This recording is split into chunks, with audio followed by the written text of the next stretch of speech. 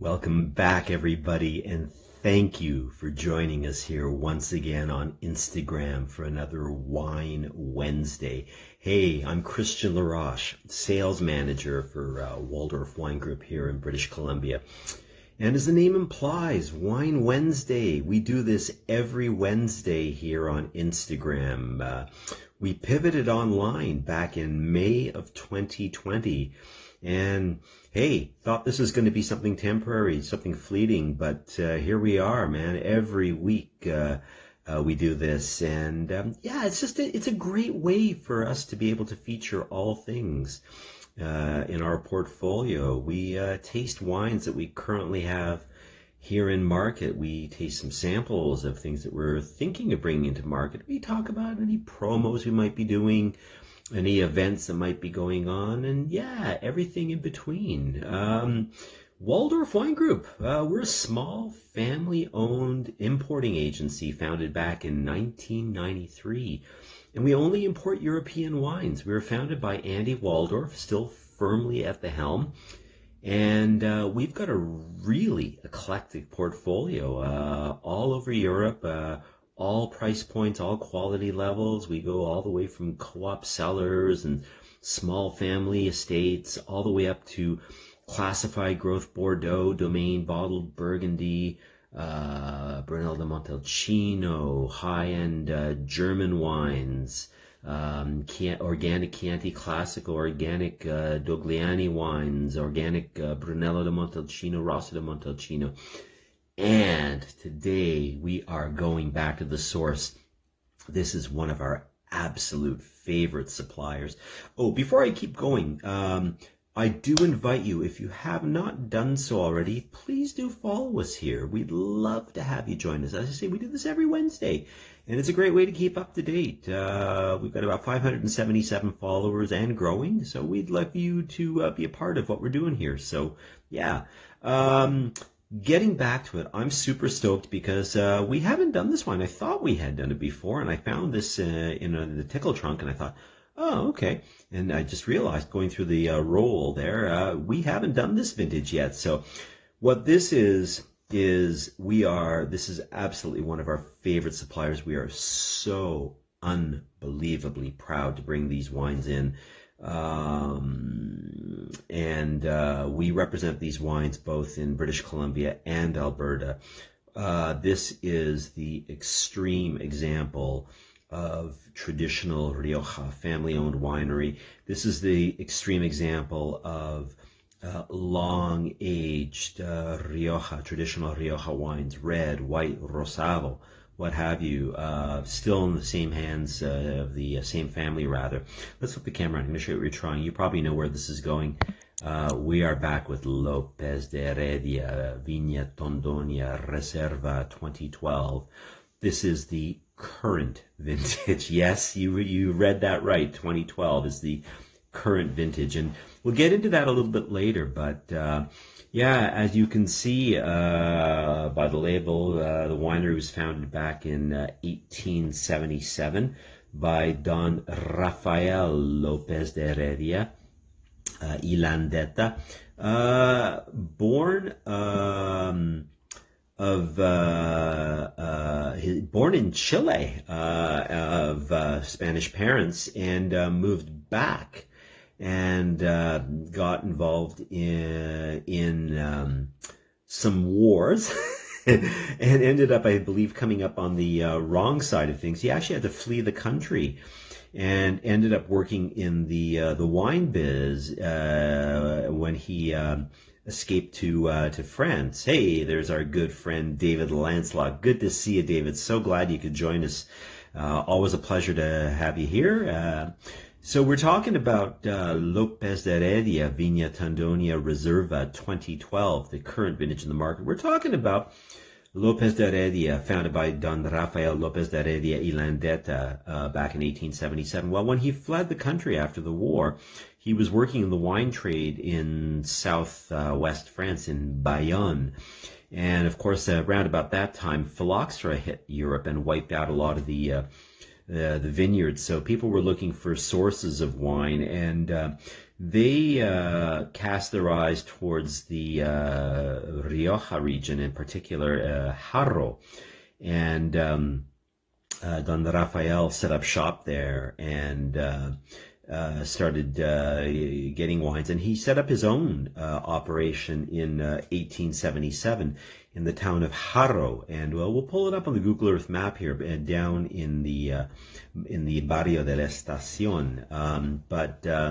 Yeah, fabulous wines. Now currently farming in the neighborhood of about 175 hectares. These are all single vineyard wines, and they treat the wines the same way. So Lopez de Heredia, to give you in a nutshell, they are the ultimate example of oxidative winemaking and long aging. Their youngest wines currently in the market, they do a red wine called Cubillo, which is technically their Crianza wine. Crianza wines generally released into the market in its second year after the vintage, after having spent a year in barrel.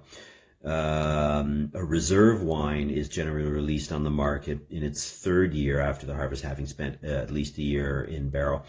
A Grand Reserve wine is generally released on the market, 5 years after the vintage, having spent at least 2 years in barrel.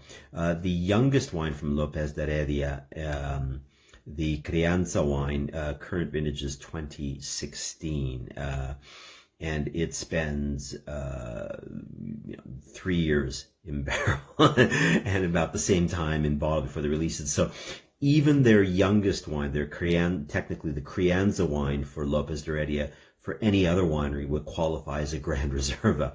The wine that we're trying today is a Reserva wine. So again, we're talking about a wine by the Rioja regulations. Should be released in its third year after the harvest, having spent a year in barrel.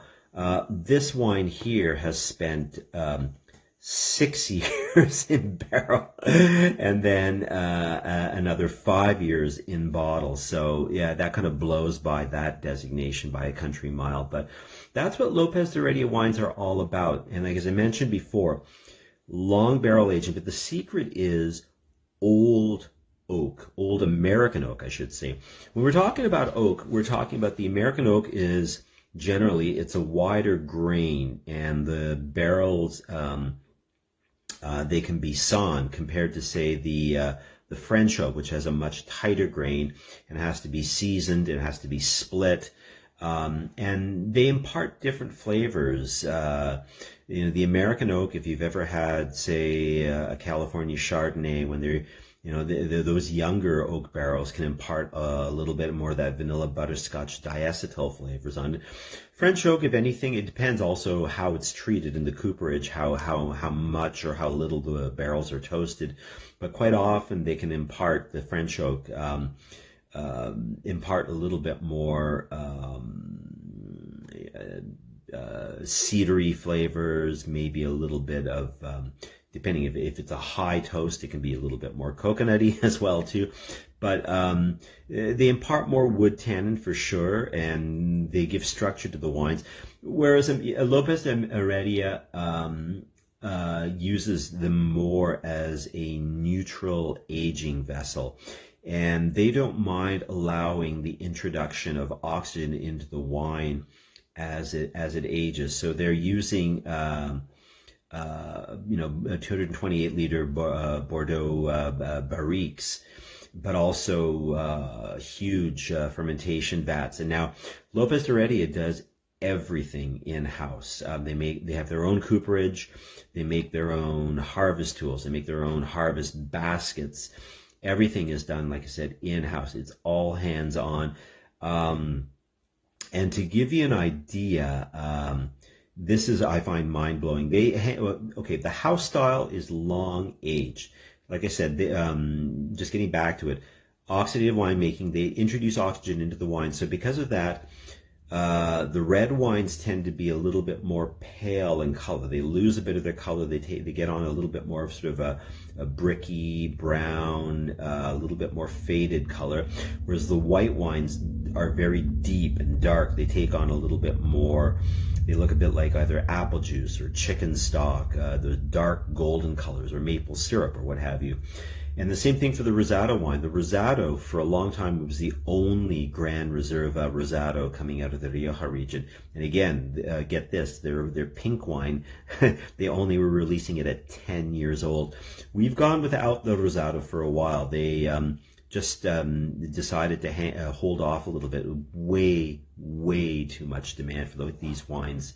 So they're taking a break, building up stocks again. They'll probably offer the Rosado again in 2026, but we had a couple of years there where it's just not been offered.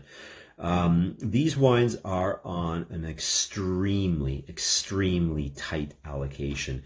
We usually get an allocation once a year. Everybody wants the wines. To put it in perspective, these wines are not inexpensive, but also think of it this way. This is a winery that's hanging on to their wines for a very long time. Get this.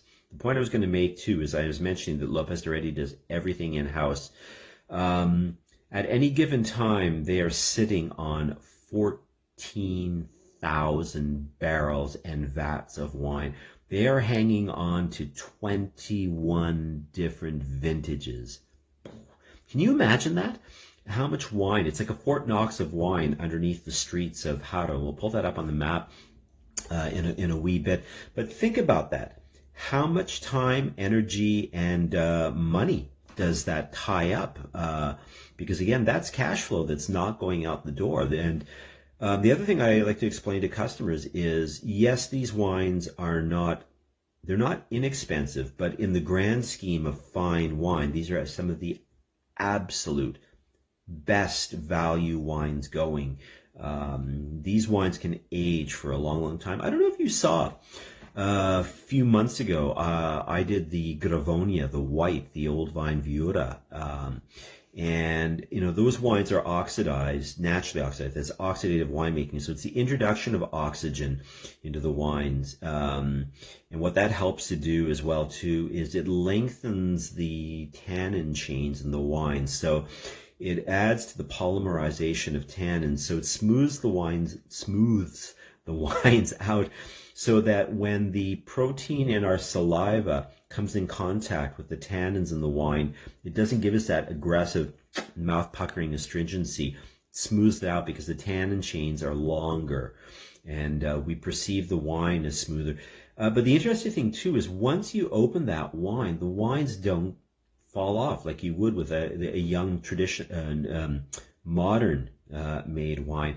So I had a half empty 750 ml bottle of the white wine, and I put it back into a washed out half bottle, and I kept that bottle in the fridge and just drew a glass for a couple of weeks. And the wine did not fall off. It did not deteriorate. It was amazing. And that's what the thing, these wines, they're the product, single vineyard wines, old vines, very concentrated. They rarely get above 12.5%, 13% alcohol. The oak is there, but it's very much in the background as a support mechanism to the fruit. But these older vines have really good high natural acidity. And to me, that's the central nervous system of the wine, and it gives them their incredible aging potential as well too. The thing I was going to say too is we're getting back to the winery hanging onto the wine for such a long time and then releasing it. Think of it that way, us as consumers, whether you are a private consumer, whether you work in a wine shop, whether you are a sommelier or a food and beverage manager at a restaurant or what have you, if you have to buy wine and store it and age it properly to bring it up, that's time, effort, and expense. And a lot of us don't have either the patience or we don't have the facilities to be able to age wine that long. To be able to get wines like this that are ready to go right from the get-go. This is 2012 current vintage. We're talking about a 13-year-old bottle of wine. To be able to have something like that you can open up and be able to offer to your customers and your guests, it's fantastic. It's, built in, the wines. And that's the whole thing. The family release the wines when they think they're ready to drink, when they enjoy drinking. And it means, these wines will still last many, many years, depending on your cellar and how you like them. But yeah, fascinating. Who does that? And, here's my running joke.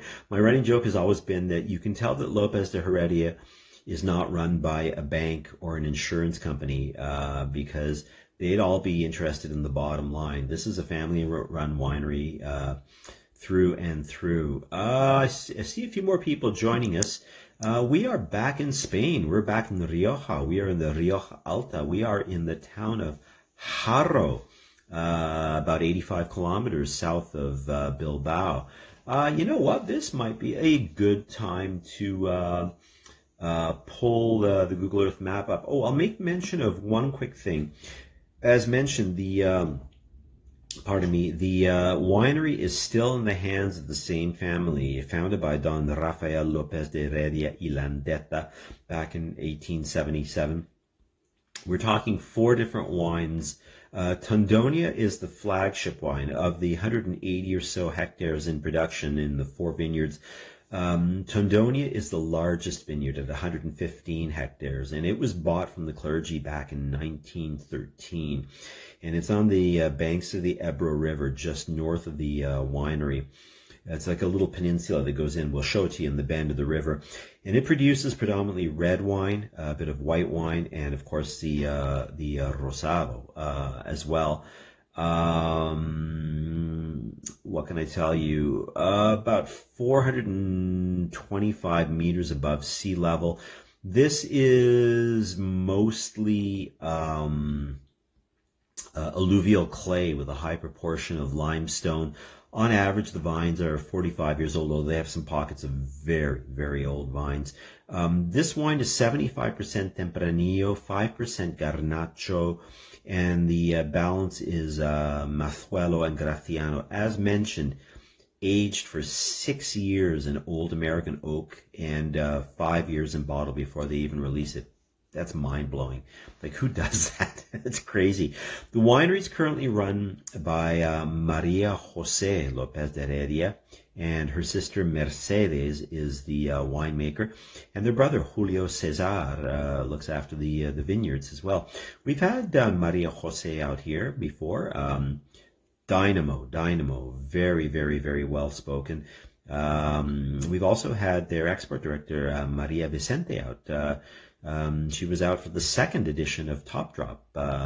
It's been out a few times.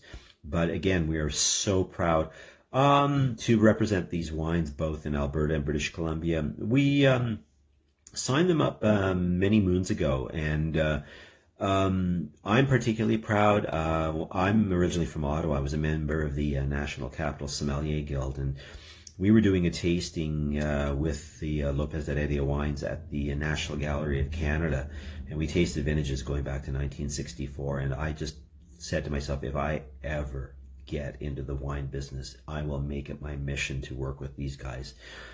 And I'm proud to say I made that come true. So, yeah, I'll leave it at that. So let's flip the camera around, show you where we're located. So let's just get this bottle out of shot for a moment, if I can get my phone to cooperate. All right, let's try that again. Oh, it's not working. One moment, please. There we go. All right, let's get this bottle out of shot. Google Earth map. We are up in north central Spain. As mentioned, we're about 85 kilometers south of Bilbao, along the banks of the Ebro River. I'm just going to pull up one quick thing. This is our Rioja wine map. I borrowed this from Wine Folly. So on the south eastern portion of the Rioja, this used to be known as the Rioja Baja, warmer section of Rioja, growing a little bit more garnacha in here. So the wines tended to be a little bit more full-bodied, definitely a little bit more cherry fruit laden, especially in the reds. As we get past the central town here of Logroño, this darker section, this is the Basque region here, the Rioja Alavesa, very elegant wines. And then out here to the west, this is the Rioja Alta region. And this, again, we're all along the banks of the Ebro River. And then here we have the town of Haro. And I'm going to pull this back up. So Haro, as I mentioned down here, along the banks. This is the Tondonia Vineyard here. Like I said, it's a bit of a peninsula, it looks like. It's a hilltop town, and it's a great place to go. I highly recommend visiting. I usually stay in a converted monastery here. It's called Los Agostinos. Fantastic hotel, and just down the hill is the over here by the highway is the railway district here. This whole area here is called the Barrio de la Estación. A lot of wineries set up shop here because, of course, access to markets, and you've got a roll call of very, very well-known wineries. Cune, Compañía Vinícola del Norte de España. Hey, we used to bring those wines in many years ago. Cool wines. Bodegas Bilbañas over here. On the west side of the east side rather of the Avenida de Vizcaya, Bodegas Muga, very good winery. I believe they're still in the market here. Yeah, actually, they are in the market. Gomez Cruzado, Mexican-owned winery, another traditional winery. I believe they might be in the market here in British Columbia. La Rioja Alta, and then up at the top here is Rhoda, a very, very modern winery run by a Catalan couple. And then right here, smack dab in the middle, is our good friends at Lopez de Heredia, Vina Tondonia. Like I said, old buildings. Let's do this. I'm just going to pull this up really quickly. Yeah, there's a shot of Maria Jose Lopez de Heredia in the Tondonia Vineyard. And this gives you an idea of the old Swiss towers at the winery, and that's what it looks like. Like I said, it's almost a little bit more, some people would say it's more of a museum than a winery because they haven't touched a cobweb since 1877. They haven't wanted to change anything. If you go down in the cellar, they've got this labyrinth of cellars, and you can see they have cobwebs and mold here, and they leave that in place because they allow spiders to exist there, and it's a very humid place. They've got doors that open up just up by the river. Here's their tasting room. Very cool. Check out that. Yeah. Anyway, I highly recommend it. If you ever get the chance to go to Haro, it's a fabulous, fabulous place to visit. I'm just going to pull back one other map, if I may. Here's their vineyard maps. As I mentioned, they've got 4 vineyards. The bodegas here across the river this is actually called the Zaconia Vineyard. And this is where they produce the white wine, Vina Gravonia. To the north here along the Ebro River, this is the Bosconia Vineyard at 15 hectares, and then just south of that is the Cubillo Vineyard at 28 hectares. And then for our purposes today is the Tondonia Vineyard here, 115 hectares. As I said, they bought it from the clergy back in 1913. So I'm just going to pull this back and get our bottle back into shot.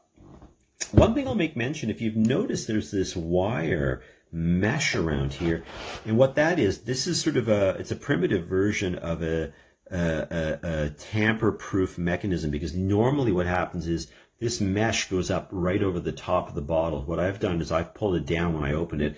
What I do is, to make it neat, I just tie it up underneath inside the punt, and that way it looks nice when you're pouring the wine. But that's That's an old version of like an anti-theft device, so to speak.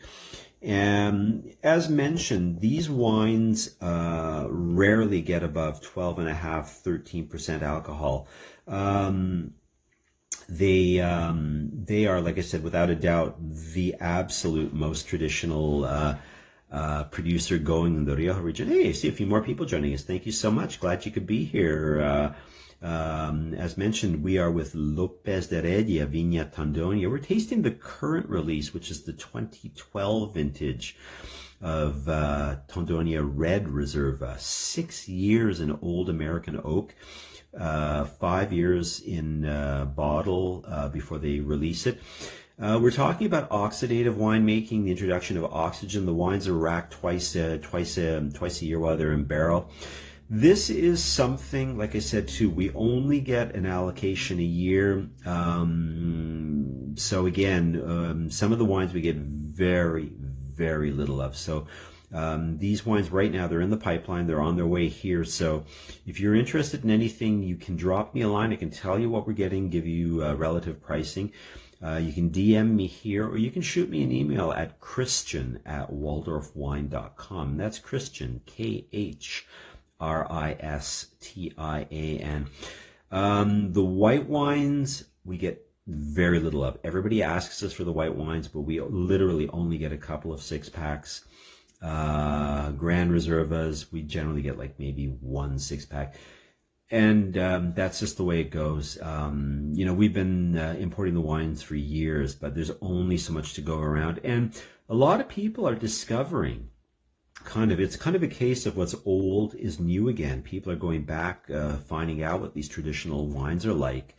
And it's interesting because, Lopez de Heredia, they're not saying, look at us, we're so cool, we're doing things this way, or they're trying to make a statement or have this really incredible backstory or anything. It's just like, no, we just do things this way because this is the way we've always done it. This is the way we like it. But, I think the hard thing for them right now is maybe changing climate a little bit. They were saying that 2016 was a fairly classic vintage, and I think the last sort of classic vintage they had was 2021, but they say they're harvesting earlier and earlier. They can't harvest in the afternoon anymore because it's just too darn hot. But they still manage to keep the wines for the moment, 12.5, 13% alcohol. They still, very definitive style. Some of you ask, what's the difference between Tondonia and Bosconia? We get Bosconia, Vigna Bosconia, single vineyard wine. It comes in the Burgundy shaped bottle. Tondonia that we're trying here, of course, comes in the Bordelais shaped bottle. I think that is a little bit of a clue to the style of the wine.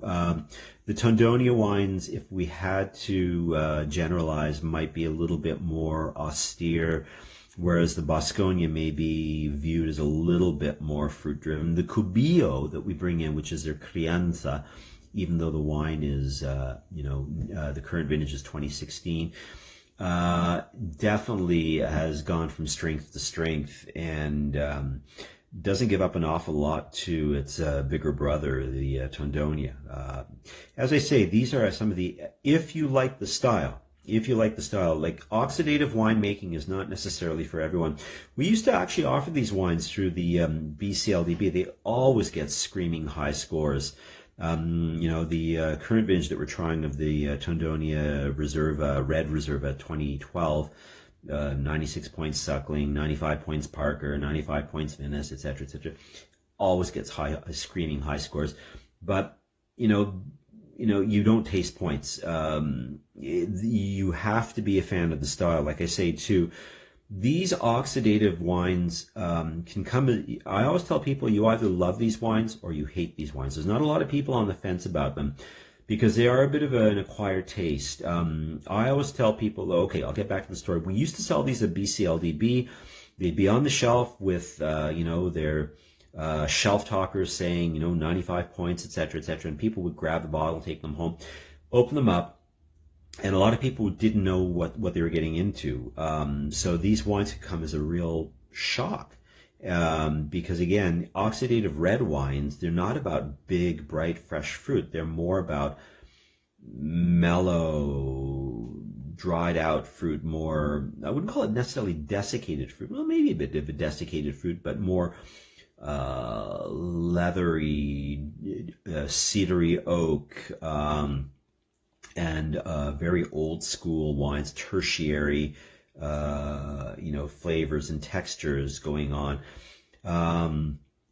The white wines, they're crazy too for people because, again, they're very dark colored. They look, again, like I said, they look like apple juice. They look like chicken stock or maple syrup. They're so dark. And when you try them too with the oxidative winemaking, they have a real kind of like a sherried floor kind of note to them. And a lot of people will smell them and go, "Ooh, the wine's off." And people would actually return the wines back to the store saying, "This wine's faulty, this wine's faulty." And it's like, no, it's not faulty. That's how it's made.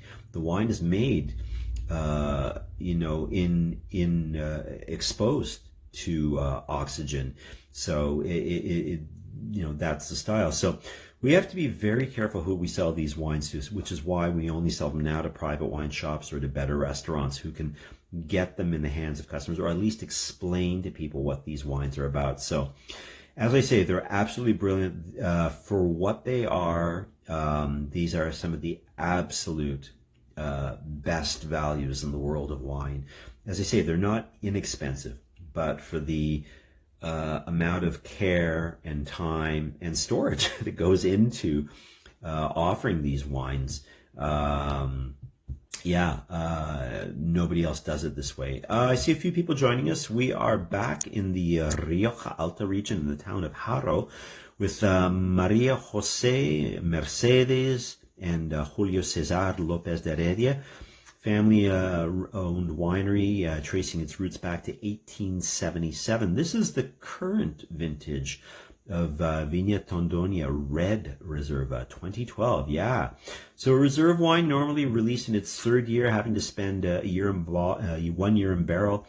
This wine spends 6 years in American oak barrels and 5 years in bottle before they even consider releasing it. So there you be, kind of blows through that textbook Reserva designation. You know what? I think this is a great time to give the wine a try. One thing I'm going to make mention of, a lot of people ask, "Hey, what do you do with Lopez de Heredia? Do you decant the wines?"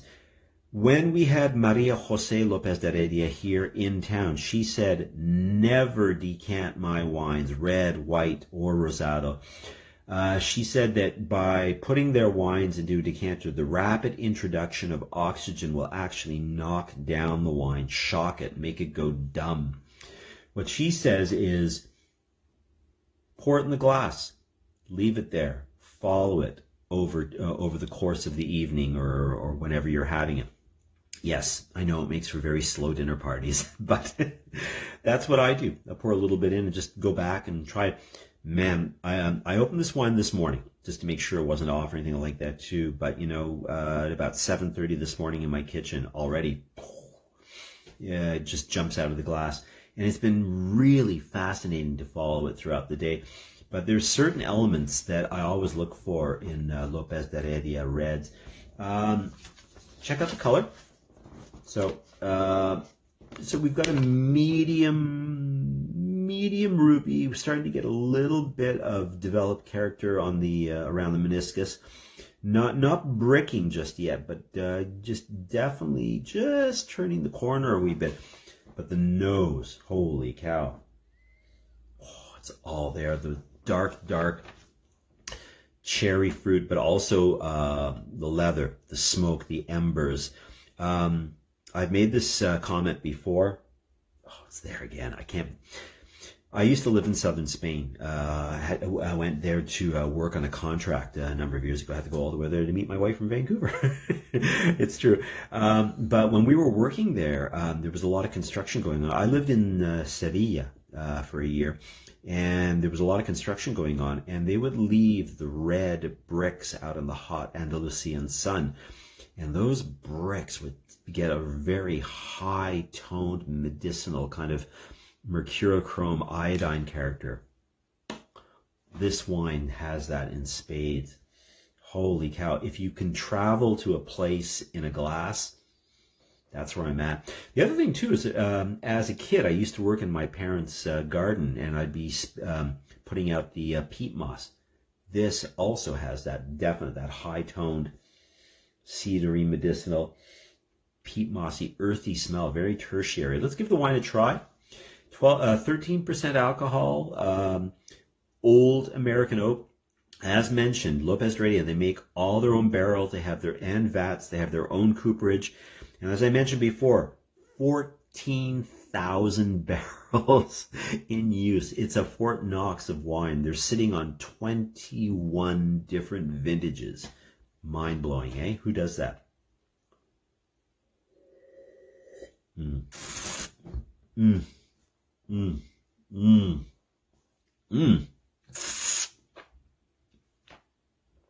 Wow. We talk about the peacock tail and how that wine, once you get it in your mouth, how it just fans out across the mid-palate. Holy cow. You can just feel that wine. I get a little bit of like that dark cherry, almost a really interesting, a bit of a savory, almost like a tomato paste and tarragon. And then on the mid-palate, the acidity really kicks in. The oak is there, but it's not really imparting an awful lot of, it's more of a neutral support to the fruit. I'm just going to have one more sip if I may. Mm. Mm. Mm. Oh, beautiful. Silky, silky, super integrated, really fine-grained tannins. But what I love about that, really smoky, there's just so many layers of flavor.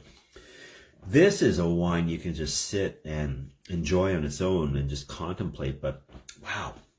And the replays on that finish, medium-bodied, medium tannins, but just so many layers of flavor. And that, like I said, the replays of that dark cherry and that sort of desiccated leathery fruit on the finish, but so smooth.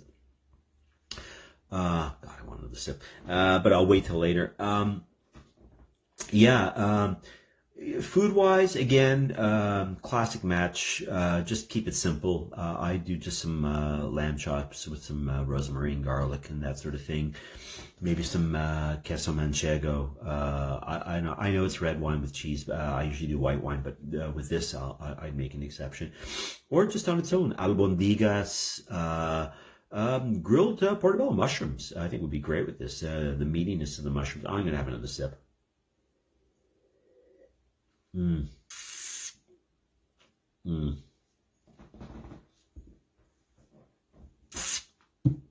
Oh, this is what it's about. I mean, this is why I got into the biz. Wines like this. We're trying the 2012 Vina Tondonia Reserva. More on the way, along with a few other wines. We're going to have some more Cubillo, Bosconia, maybe a little bit of Gravonia, maybe a little bit of White Tondonia, maybe a couple of cases of the Gran Reserva. But like I say, these wines are rare as hen's teeth these days. Everybody wants a piece of them. Hey, I see Anthony Gismondi. Good to see you there, Anthony. As mentioned, this is the ultimate example of old school Rioja, and we're very proud to bring them in. So there you be this week. Hey, listen, if you haven't done so already, I do invite you to follow us here on Instagram. We'd love to have you join us. We do this every week, and like I said, it's a clearinghouse of all things in the Waldorf Wine Group portfolio. What's in the pipeline? Hey, once upon a time, we used to bring in a wine here at the BCLDB called Chateau Canada, 15 kilometers northeast of Bordeaux in the town of Saint-André-de-Subsac. Well, the winery got sold, so we can't bring it in anymore. Well, actually, it doesn't exist anymore. So we brought in another wine from not too far away, a little bit more Merlot dominant, called Chateau Landerneau. just arrived. It's clearing customs. That's going to be going out pretty soon. Merlot Cabernet Franc blend, high value environmental certified and bee friendly certified as well too. Yeah, they've got a ton of their vineyards are planted with cover crop or pollinators, and that's a new one. So look for that. We've got a couple hundred cases of that about to go out. More wines from the Loire Valley coming in. We've got some more German wines coming in. Lots of stuff coming in. Got some other Bordeaux wines in the pipeline as well too. We just reloaded our baby Priorat, well, next door neighbor to Priorat, Solifred, our 100% Samso. That's Carignan for you folks. Unoaked tapas wine that just got 95 points from Decanter magazine if you're keeping score. Brilliant wine, beautiful tapas wine, pizza wine, very, very much a crowd pleaser. Great wine this time of year if you have gatherings or weddings and parties or open houses. So we're featuring that wine.